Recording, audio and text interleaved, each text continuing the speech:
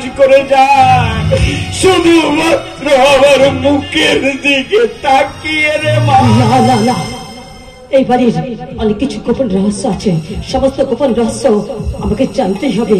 আপনি আপনি আমাকে ক্ষমা করুন পিসিমণি। বৌমণি, আমি তো না জানি ফোন করেছি পিসিমণি। আপনি আমাকে ক্ষমা করুন পিসিমণি, আপনি আমাকে ক্ষমা করুন। না না বৌমণি না, এতে তোমার কোনো দোষ নেই, সব দোষ আমার কপালে। আপনি কোনো প্রতিবাদ করেননি কেন? প্রতিবাদ করেছিলাম, আমি প্রতিবাদ করেছিলাম, তবে আমার জন্য নয়, আমার এই হতভাগ্য দাদার জন্য।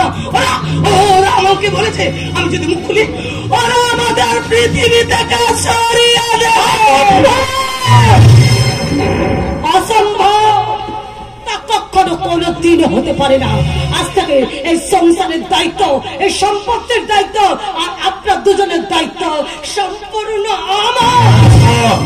ওরা যেমন হাতে হাত মিলিয়েছে, তেমনি মার খাওয়া মানুষটাও কাছে এসেছে ঘোর পোকার মতো।